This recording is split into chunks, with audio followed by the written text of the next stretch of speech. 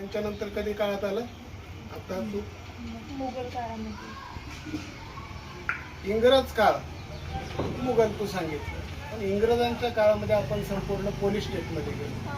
मुघलांमध्ये सुद्धा राज्यकर्ते झाले, पण ते पण काही जण चांगले होते जे जनतेची काळजी घेत होते. अकबरासारखा आपण राजा म्हणतो. पण त्याच्यानंतर जी मुघल सल्तनत आली, औरंगजेब बादशाह, त्याने मात्र वेगवेगळे कर भारतीयांवरती लादले. इंग्रज आले, पोलीस स्टेट, मग त्यांनी पोलीस स्टेट ही राबवलं. काय होतं पोलीस स्टेट म्हणजे? ते इथल्या जे संस्थानिक होते, किती संस्थानिक होते आपल्या भारतामध्ये मला माहिती आहे, किती असतील? 300च्या वर होते. हा, म्हणजे बरेच होते संस्थानिक. आणि आपला भारत सगळ्या संस्थानिकांमध्ये विभागला गेला होता, जो तो स्वतःचं राज्य करत होता. परंतु या सगळ्यांना अंकित कुणी ठेवलं होतं? इंग्रजांनी ठेवलं होतं. इंग्रजांनी अंकुश ठेवला. इंग्रजांनी कोणालाच हालचाल करून दिली नाही. ते पोलीस स्टेट, तुम्हाला जर लढायचं असेल तर आमची फौज तुमच्यापाशी ठेवा, तुम्हाला आम्ही संरक्षण देतो, अशी कुठली तरी फौज त्यांनी ठेवली होती. बरोबर ना? सातारचं राज्य सुद्धा खालसा केलेलं आहे त्यांनी, झाशी खालसा केली. कारण त्यांच्या हातात असं हे पोलीस स्टेट असतं की ज्याच्यामध्ये जे गव्हर्नर असतं ते पूर्णतः जनतेवरती नियंत्रण ठेवत असतं. जे इंग्रजांनी हा हेतू त्या ठिकाणी ठेवला आणि आपल्या भारतावरती अंकुश ठेवला होता. पण इंग्रजांना ओळखण्याचं काम कोणी केलं होतं? ते छत्रपती शिवाजी महाराजांनी त्यांच्या काळामध्ये केलं होतं. त्यांना माहीत होतं ते व्यापारी बनून आलेत, पण ह्यांना राज्य करता येतं बनायचं. ही दूरदृष्टी त्यांच्यामध्ये होती, शिवरायांमध्ये. आज आपण तुम्ही आम्ही सगळे घटना अभ्यास, घटनेतील 12 ते 35 कलम जे आहेत तुम्हाला आम्हाला माहिती आहेत. त्याच्यामधले मला वाटतं मूलभूत अधिकार जे आहेत, मूलभूत अधिकार तुम्हाला आम्हाला सगळ्यांना माहिती आहेत. पहिला अधिकार कुठला आहे?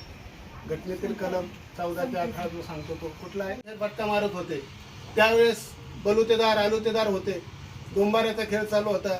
आणि त्या ठिकाणी बघितलं तर एक पोरगा त्या ठिकाणी काय करत होता, हातात दांडपट्टा होता आणि त्या ठिकाणी काय करायचा, लिंबूवरती टाकायचा आणि तो लिंबूच्या वरच्या वर तो लिंबाचे 4 भाग त्या दांडपट्ट्याने करत असत हवेत उंच उंच.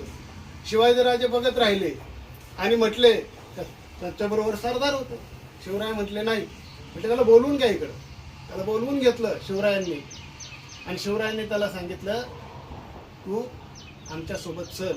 गडावर आणला त्याला, राजगडावरती, आणि त्याला सांगितलं आजपासून तू आमचा अंगरक्षक बनायचा. काय बघितलं होतं शिवरायांनी? प्रत्येकामध्ये असणार स्किल बघितलं त्या ठिकाणी, जात बघितली नाही. जो स्किल आहे त्याला त्यांनी जवळ केलेला आहे. आणि हा जीवा महाला पुढे तुम्हाला माहिती आहे सगळ्यांना, त्याने इतिहास घडवला. होता जीवा म्हणून वाचला शिवा. शिवाजी महाराजांनी त्याला एकच काम दिलं होतं, तू दांडपट्टा चालवण्याचा प्रयत्न चालू करायचा. तर तो 20-20, 25-25 फूट अशा हवेत उडून उड्या मारा. ज्यावेळेस तो अफजल खानाचा प्रसंग उभा राहिला होता, शामियाना उभारला होता, अफजल खानाला मारला, अफजल खान खाली पडला. कृष्णाजी भास्कर कुलकर्णी धावत आला शिवरायांवरती वार करायला. त्याच्यापूर्वी काय घटना घडली होती? अफजल खान ओरडू लागला, दगा दवा लाहवा लाहवा, शिवाने मुझे मार दिया, शिवाने मुझे मार दिया. सय्यद बंडा त्याचा अंगरक्षक बाहेरच होता, तो शामियानामध्ये आत घुसला. त्याने पटकन तलवार काढली आणि शिवरायांवरती घाव करणार, तो तिकडून जीवा मला धावत आला. चित्त्यासारखी झेप घेतली, बरीच उंच झेप होती, 20 फुटाच्या वर झेप होती. आणि एका क्षणाचाही विचार न करता, म्हणजे तो तुम्ही लक्षात घ्या किती झटकन तो प्रसंग झाला असेल.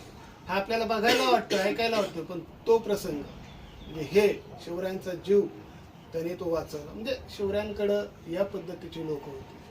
त्या संभाजी कावजी कोंढाळकर अफजल खानाला मारलं, तुम्हाला माहिती आहे. शिवरायांनी वाघनख्या त्याच्या पोटामध्ये खुपसल्या. पण हा जो संभाजी कावजी कोंढाळकर होता, कोण होता? अहो लोहार होता. ह्याला कशा पद्धतीने शिवाजी महाराजांनी आणला? ह्याच्यामध्ये इतकी ताकद होती की तो घोडा अंगावर घ्यायचा आणि शत्रूच्या अंगावर फेकून मारायचा आणि घोडे अंगावर घेऊन नाचत नाचत त्यांच्या अंगावर जायचं. आणि ते गनिम घाबरायचं, म्हणायचं इन्सान नाही, हैवाने पळून जायचं. म्हणजे ह्या क्षमतेची, या ताकदीची लोक शिवाजी महाराजांनी, संभाजी कोंढाळकर स्वतः भोवती घेतला. सर्व बहुजन त्यांनी समतेचा हक्क हे लक्षात घ्या.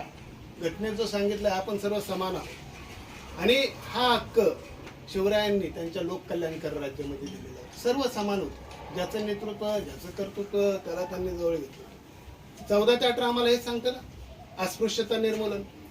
बरोबर ना? 17 वय आहे ना काहीतरी. म्हणजे अस्पृश्यता निर्मूलन जे आहे हे शिवरायांनी, त्यांना जातीभेद मान्यच नव्हता. अरे शिवरायांच्या फौजेमध्ये बघायला गेले तर कित्येक SC ST संवर्गाचे सुद्धा लोक होते. शिवरायांना संभाजी महाराजांचा आता आपण बघतो, संभाजी महाराजांना ह्या तुळापुरी आम्ही 4 दिवसापूर्वीच आमची ट्रिप गेली होती. देहू पाहिलं, आम्ही तुळापूर पाहिलं, तुळापूरला गेलो तर त्या ठिकाणी रायांत नावाचे जे सरदार होते ते एस सी कॅटेगरीतलीच शेवटी. मग राजांनी वगैरे त्यांनी त्या ठिकाणी कधीच असला जातीभेद केलेला नाही. ज्याचं नेतृत्व ज्याच्यात कर्तृत्व त्यांना सोबत घेतलं. म्हणजे असे छत्रपती शिवाजी राजे होते. म्हणजे त्यांनी कधीच भेदभाव मानला नाही. तुकाराम महाराज त्यांचे कोण होते? गुरु होते. शिवाजी महाराजांनी आयुष्यात कोणाला गुरु मानले? एक तुकाराम महाराजांना, दुसरं म्हणजे जिजाऊंना त्यांनी आपल्या गुरुच्या स्थानी मानलेलं आहे. मग तुकाराम महाराज जर जबरदस्त आयडियोलॉजी होती त्यांची. तुकाराम महाराजांनी सुद्धा त्या ठिकाणी शिवरायांसाठी काय केलेलं आहे? नुसते वारकरी उभे नाही केले, त्यांनी धारकरी उभे केले. धारकरी म्हणजे तलवार चालवणारे वारकरी. ते कीर्तनातून ठिकठिकाणी जायचे आणि शिवरायांच्या फौजेमध्ये तुम्ही सहभागी व्हा असे तिथल्या युवकांना ते मंत्र देत असायचे. आणि तुकाराम महाराजांच्या ऐकून त्या ठिकाणी बरेचसे मावळे स्वराज्यात सामील झाले.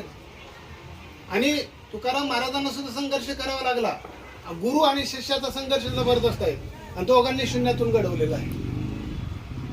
म्हणजे कुठलाही जनाधारण असताना गुरु शिष्याचं हे नातात तुकाराम महाराजांचा मी प्रसंग आल्याबद्दल तुम्हाला सांगतो की तुकाराम महाराज त्यांच्या वेळेस सुद्धा त्यांना त्रास देणारे त्यांचे जवळचे होतेच ना. मंबाजी सारखा माणूस. देहूला आम्ही गेलो होतो तर त्या देहू इंद्रायणी नदीमध्ये तुकारामांचं चरित्र तुम्हाला सगळ्यांना माहिती आहे की तुकाराम चांगलं करायचे पण त्यांच्या जवळच्या आजूबाजूच्या लोकांना काही ना काही करून तुकारामांना हाणून पाडायचं होतं. म्हणून त्यांनी त्या ठिकाणी काय केलं होतं, बऱ्याच प्रमाणामध्ये तुकारामांना काय छळ कपट करायचा प्रयत्न केला. पण तुकाराम त्या ठिकाणी त्यांचं कार्य त्यांनी सोडलं नाही.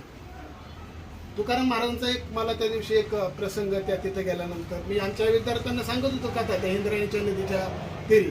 तर तिथे एक माणूस होता, त्यांनी ह्यांना सांगत होतो, त्याला काहीतरी भावलं आणि तो मला आला, म्हणला सर तुम्हाला भविष्यात आणखीन एक गोष्ट सांगता येईल महाराजांची. म्हटलं कुठली? त्याने मला एक सांगितलं, छान म्हणलं. इंद्रायणी नदीवरती तुकाराम महाराज आंघोळीला येत असायचे. सकाळी आल्यानंतर ते सूर्याला अर्धे द्यायचे. आणि त्याच वेळेस काय आलं म्हणले, एक विंचू होता, तो पाण्यामध्ये असा वाहत आला आणि तुकाराम महाराजांच्या ओंजळीमध्ये आला. आता तुकाराम महाराजांच्या ओंजळीमध्ये आला. आता ओंजळीमध्ये आल्यावर विंचू काय करणार आहे? म्हणणार आहे का बाबा मला धरलंय तू, माझ्यावरून प्रेमाने हात फिरवला आहेस, म्हणणार आहे का? नाही. विंचाने आपल्या स्वभावाप्रमाणे नांगी मारली. तुकाराम महाराजांना ती हे झाली, डोक्यामध्ये अशा फार वेदना झाल्या. पण तुकाराम महाराजांनी घेतला, त्याला कुठे नेऊन टाकला? नदीच्या बाहेर सोडला. आता नदीच्या बाहेर सोडल्यानंतर तिकडे एक माणूस बघत होता तुकाराम महाराज काय करतात. तुकाराम महाराज परत आले, वेदना तर झाल्या होत्या. परत पाणी घेतलं, परत लगेच तो विंचू आला, पुन्हा ओंजळीत शिरला आणि पुन्हा त्याने काय केली, त्यांना काय केला, डंख मारला. तुकाराम महाराज 2 वेळा झाले. तिसऱ्या वेळेस सुद्धा त्यांनी काय केलं, घेतला, बाहेर नेऊन ठेवला. त्या माणसालाच राग आला. तो माणूस इथं आला, म्हटलं काय म्हणलं तुकाराम. म्हणजे त्यावेळेस तर वेगळं होतं ना. त्यावेळेस काही त्यांना काही ते असे मानपान देत नव्हते. माणूस गेल्याच्या नंतर माणसाला माणसाची किंमत कळते. हे तुम्हाला आपल्याला सगळ्यांना माहिती आहे. जोपर्यंत आहे त्यापर्यंत आपण त्याला किंमत देत नसतो. आणि मग ते तुकाराम महाराजांच्या जवळ आला, म्हणलं काय म्हणलं महाराज, हा दुसऱ्यांना शिकवता, विंचू देवाऱ्याशी आला, देवा पूजा ना आवडे त्याला, तुका म्हणे ते पैजराचे काम अधमासी व्हावे अधम. बरोबर ना, असं म्हणतात. आणि इथं ते विंचू येते, तुम्हाला चावतोय, तुम्ही त्याला काय करताय? बरोबर. तिथं त्याला जीवदान देत. तुकाराम महाराज म्हणाले, अरे तो विंचू आहे, त्याचा धर्म काय? डंख मारण्याचा आहे. आणि आपण कोण आहोत? साधू संत आहोत. आपला धर्म काय? बुडत्याला तारण्याचा आहे. बुडत्याला काय करायचं आहे? तारण्याचा. तो त्याचा धर्म सोडत नाही, मी माझा धर्म का सोडू? आयुष्यात नेहमी एक गोष्ट लक्षात ठेवा, आपण आपला चांगुलपणाचा धर्म कधी सोडू नका. हे खूप गरजेचं आहे.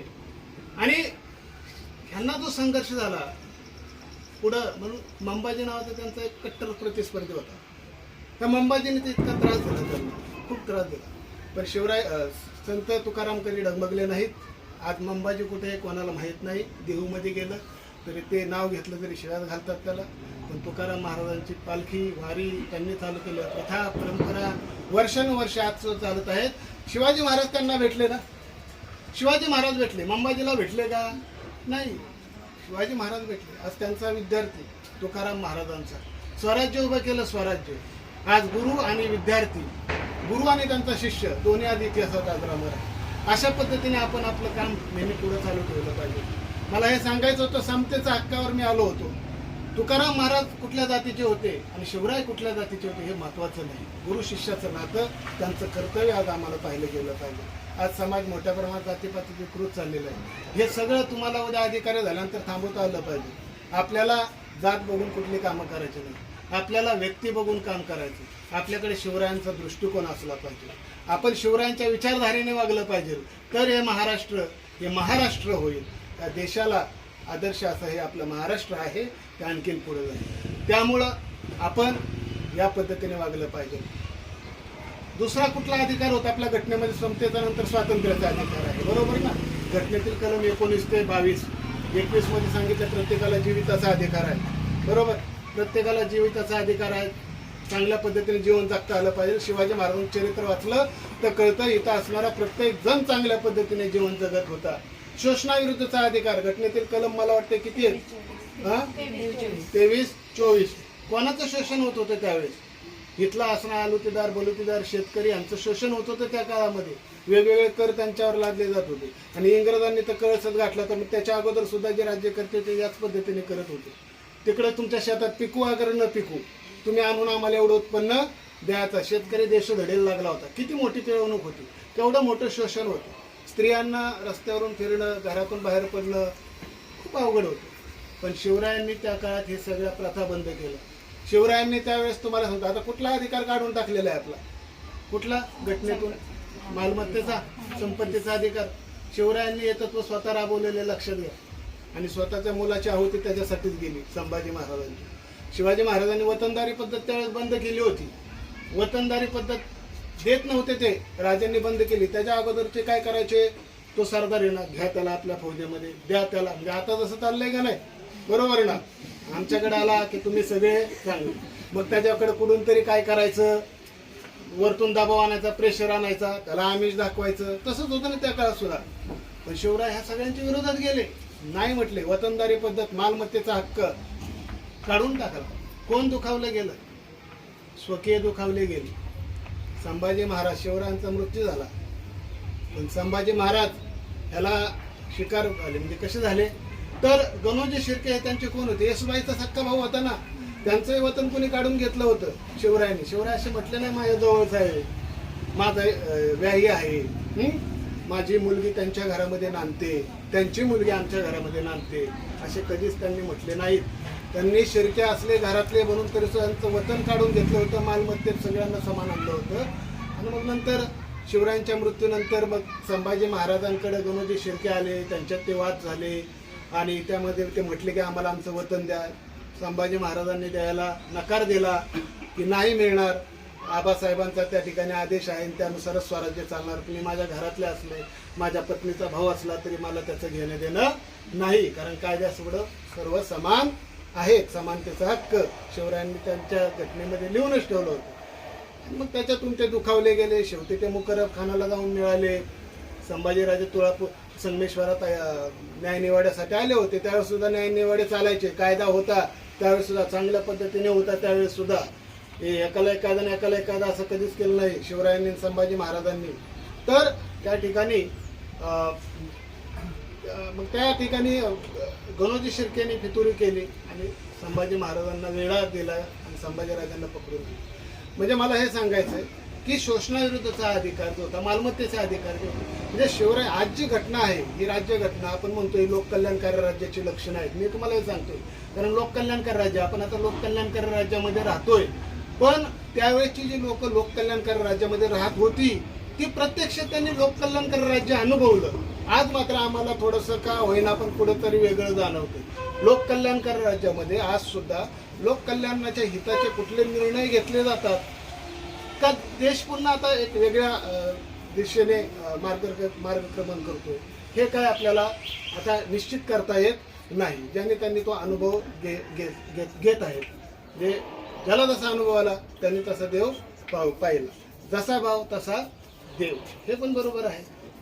तर छत्रपती शिवाजी महाराजांनी त्यांच्या काळामध्ये रयतेचे स्वराज्य उभं केलं, निर्माण केलं. या ठिकाणी आज सुद्धा त्यांच्या विचारधारेने जर आपण सगळेजण पुढे गेलो तर आपण सुद्धा एक निश्चित आदर्श, स्वतः आदर्श व्हाल, इतरांपुढे आदर्श निर्माण करा आणि स्वतःच्या कामाचा एक प्रशासनामध्ये सुद्धा एक वेगळा ठसा निर्माण करा. आज या ठिकाणी आपण छत्रपती शिवाजी महाराजांच्या जयंती निमित्त या ठिकाणी एकत्रित आलो. शिवरायांच्या विचारधारेला तुम्ही समजून घेतलं. या दोन बालचिमुनी सुद्धा छान पद्धतीने पोवा